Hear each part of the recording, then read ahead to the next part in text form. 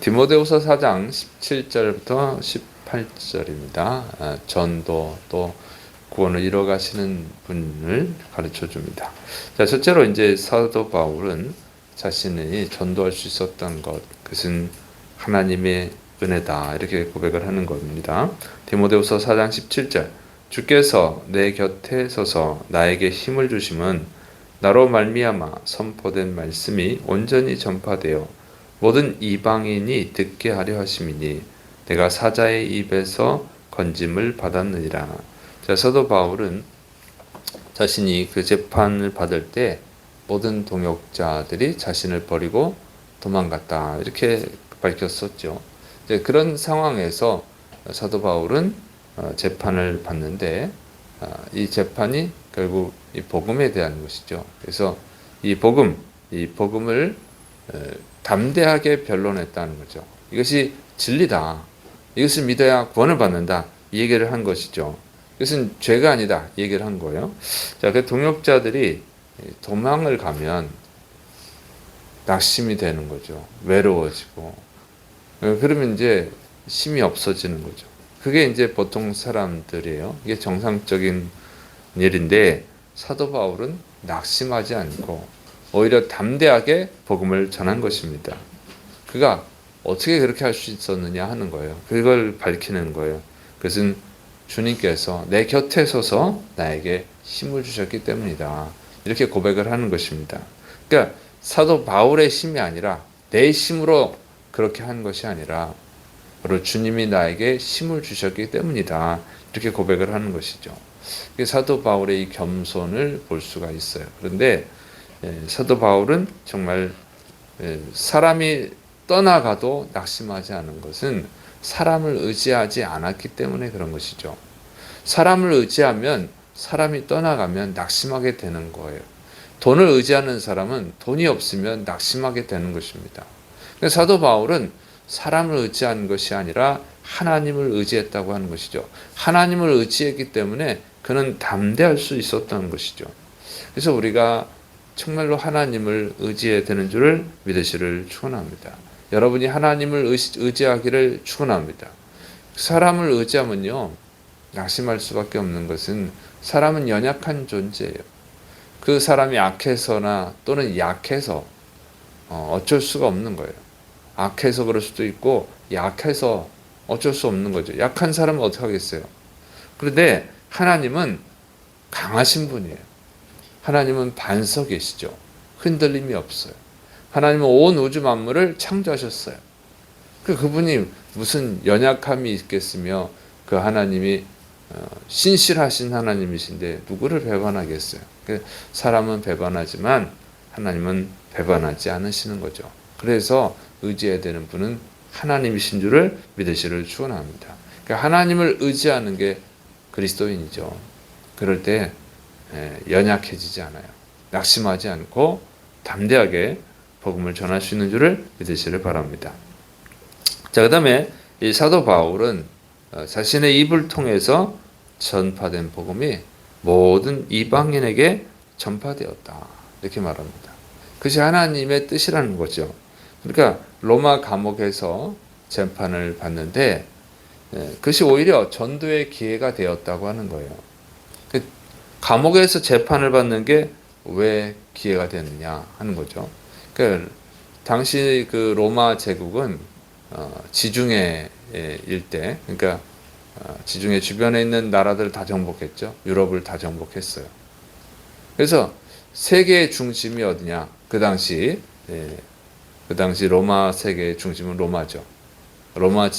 로마의 수도가, 그러니까 로마 제국의 수도인 로마가 중심이에요. 그런데 거기서 재판을 받는 거예요. 그리고 바울은 로마 시민이기 때문에 로마 황제에게 재판을 받는 거죠. 그러니까 거기에 다 관심이 갔겠죠. 로마 사람들이, 로마의 귀족들, 이들이 다 관심을 갖는 거예요. 그러니까 그 재판에 관심을 갖게 되니까 복음이 전파되어지는 겁니다. 먼저는 로마 황제, 그 당시 그 네로죠, 네로도 관심을 갖게 되고 복음을 듣게 되잖아요, 일단. 그게 뭔가 이게 듣게 되는 거예요. 그래서 예수님 얘기를 알게 되는 거죠. 관리들 또 귀족들이 다 알게 되고 로마 제국의 중심이 로마니까 거기서 로마 전 지역으로 퍼져 나가게 되는 거예요. 이 이야기가 복음 이야기가. 그래서 이것은 하나님이 하신 일인가다 하는 거죠. 이 일을 통해서. 그래서 이 재판 받는 것을 하나님이 허락하신 이유가 바로 로마 전역에 복음을 전하기 위함이라는 거죠. 그래서 정말 사도 바울이 물론 많은 지역을 다녔지만 계속 자기가 다니면서 복음을 전하려면 얼마나 많은 시간이 걸리겠어요. 또 얼마나 많은 지역을 돌아다니겠어요. 그런데 로마 제국의 중심인 로마에서 재판을 받으니까 그게 순식간에 로마 전역으로 퍼지게 되었다 하는 것입니다. 그러니까 우리가 이제 세상을 살다 보면 안 좋은 일들이 있어요. 그런데 우리는 안 좋은 일만 보는데 그 하나님의 지혜 속에서는 그 안 좋은 일이 좋은 일로 변화되어지는 것입니다. 그 사도 바울이 그것을 깨달은 거예요. 하나님이 이방인들에게 복음을 전하려고 이렇게 하셨구나. 이걸 깨달은 거예요. 그래서 우리는 이 하나님의 지혜를 믿어야 될 줄을 믿으시 바랍니다. 우리 안에 우리 삶 속에 나쁜 일이 벌어진다고 해서 그것이 꼭 나쁜 것은 아니라고 하는 거예요. 우리가 하나님의 뜻을 따라 살아가려고 할 때, 하나님을 의지하고 살아갈 때 그 나쁜 일은 오히려 좋은 일로 변화되어지는 줄로 믿으시 바랍니다. 그것이 하나님의 지혜라는 거예요. 인간이 볼 땐 나쁜 건데 하나님이 보실 때는 그것을 얼마든지 선한 뜻을 이루어가는 데 사용하신다고 하는 것이죠. 그래서 주님을 의지하는 이 사도 바울은 낙심하지 않는 거예요. 사도 바울이 하려고 했던 게 뭐예요? 복음을 로마 전역에 전파하는 거였죠. 근데 자기가 할 수 없는 일을 하나님이 하게 해주시는 거예요. 그래서 사도 바울은 이렇게 말하는 것이죠. 내가 사자의 입에서 건짐을 받았느니라. 이렇게 고백을 합니다. 그래서 오히려 우리는 주님을 의지하고 주님의 뜻을 의지하고 나아갈 때 좋은 역사가 일어날 줄을 믿으시를 축원합니다. 그리고 이제 사도 바울은 이렇게 말하죠. 디모데후서 4장 18절 주께서 나를 모든 악한 일에서 건져내시고 17절에서는 내가 사자 입에서 건짐을 받았다. 그리고 18절에서는 주님이 나를 모든 악한 일에서 건져내셨다. 이렇게 고백을 합니다. 그래서 지금 사도 바울이 감옥에 있잖아요. 그래서 사자 입에서 건져내셨다. 악한 일에서 건져내셨다. 이렇게 말하면은 이제 감옥에서 풀려나게 하시는구나. 이제 사형당하지 않고 살게 해주시는구나. 이렇게 이해할 수 있는데 사실은 그게 아니거든요. 이어서 하는 말이 또 그의 천국에 들어가도록 구원하시리니. 지금 결국 죽는다는 거예요. 죽어서 천국에 가는 거잖아요. 자, 그런데 하나님이 나를 건져내셨다. 왜 이렇게 고백을 하느냐? 죽음을 앞두고 있는데 왜 그런 고백을 하느냐? 그래서 죽음이라고 하는 그것에 대한 이해가 안 믿는 사람들과 다른 것을 알 수 있죠. 보통은 죽음에서 건져주셔야 구원해 주셨다 이렇게 표현하는데 사도 바울은 그렇게 말하는 게 아니에요. 이제 죽고 천국에 갈 것을 말하면서 이야기를 하고 있는 거죠. 그러니까 주님이 건져주시는 것을, 구원해 주시는 것을 죽을 위기에서 건져주신 것이 아니라 악한 일, 죄악된 일에서 건져주시는 것으로 이해하는 거예요. 그러니까 만약에 사도 바울이 여기서 믿음을 잃어버리면 어떻게 되겠어요? 주님을 의지하지 못하고 배신을 하겠죠. 내가 이제 전도하지 않겠다. 예수님 믿지 않겠다. 그것이 바로 악에 빠지는 거라는 거예요. 죄악에서 건져주셨다는 것은, 악한 일에서 건져내셨다는 것은 끝까지 믿음을 지킬 수 있게 하셨다 그 얘기입니다.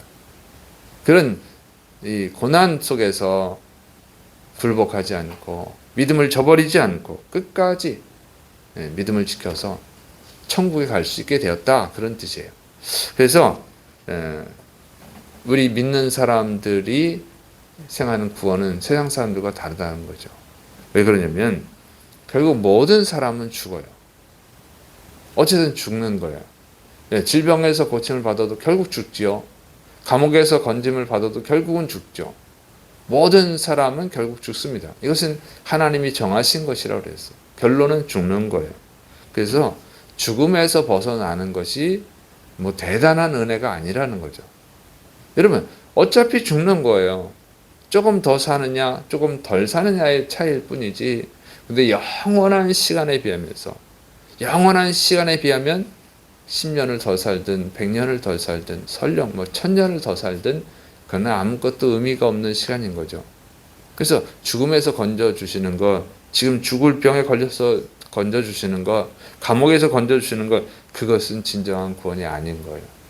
진정한 구원은 뭐냐면 죄인이 죽어서 지옥에 갈 건데 그 지옥에 가지 않고 죄사함을 받아서 천국에 가는 것, 천국에서 영원히 사는 것, 그것이 구원인 줄을 믿으시 바랍니다. 그걸 구원이라고 하는 거예요. 성경에서 말하는 구원은. 그래서 예수님도 젊은 나이에 한 30세 중반 그 정도로 보죠. 그때 돌아가셨지만 다시 부활하시잖아요.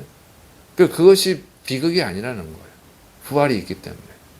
우리 그리스도인들에게는 부활이 있기 때문에 죽음이 큰 의미가 아닌 것입니다. 그래서 사도 바울은 지금 죽는 것 때문에 괴로워하지 않잖아요. 그것 때문에 낙심하지 않잖아요. 그것 때문에 슬퍼하지 않잖아요. 오히려 이제부로는 나를 위하여 의의 면류관이 예비되었다고 기뻐하는 것이죠. 그래서 이 죄악에서 건져주시는 것, 그것이 구원인 거예요. 그래서 이 어려운 고난 속에서도 굴복하지 않고 죄악에 굴복하지 않은 것, 그것은 하나님의 은혜고 하나님의 구원이다, 이렇게 고백을 하는 것입니다. 그래서 천국에 갈 수 있게 된 것에 대해서 감사하는 것이죠. 우리 그리스도인들은 바로 이 천국의 소망을 둬야 될 줄을 믿으시기 바랍니다. 천국의 소망을 두는 자가 이렇게 할 수 있는 거예요. 그러나 이 세상에 소망을 두는 사람은요, 믿음을 지킬 수가 없어요. 바울을 버리고 도망간 자들처럼 결국 믿음을 버리게 되는 거예요. 그러면 어떻게 돼요? 그 지옥 가잖아요. 이 세상에서 좀 더 한 몇십 년 더 살 수 있을지 모르지만 그 다음에 지옥 가잖아요. 그게 불쌍한 것이죠. 그래서 자신이 믿음을 지킬 수 있도록 구원해 주신 것을 감사하는 거예요. 그래서 우리가 바로 이렇게 사도 바울처럼 천국에 소망을 두고 하나님께 소망을 두고 살아가야 될 줄을 믿으시기를 축원합니다. 그리고 주님을 의지할 때 우리는 담대할 수 있고 복음을 전할 수 있고 끝까지 믿음을 지키고 천국에 들어갈 수 있는 줄을 믿으시기를 축원합니다. 그래서 여러분, 우리의 소망은 하나님께 있는 거예요. 우리의 소망은 천국에 있는 거예요. 세상 바라보지 마시고 세상에 굴복하지 마시고 세상에 겁먹지 마시고 오직 주님을 바라보시면서 승리의 길을 걸어가시기를 축원합니다. 또 가족들, 친구들, 직장 동료들에게 진짜 구원, 이 천국의 소망에 대해서, 예수님 믿는 자의 소망에 대해서 증거하시기를 축원합니다. 기도하겠습니다. 사랑이 많으신 하나님 아버지, 우리에게 소망을 주신 하나님 감사드립니다. 눈에 보이는 것이 전부가 아닙니다. 눈에 보이지 않는 하나님을 볼 수 있도록, 하나님의 나라를 볼 수 있도록, 또 그 나라에 들어갈 수 있도록 은혜를 베풀어 주옵소서. 주께서 이루심을 믿고 예수님의 이름으로 감사하며 기도드립니다. 아멘.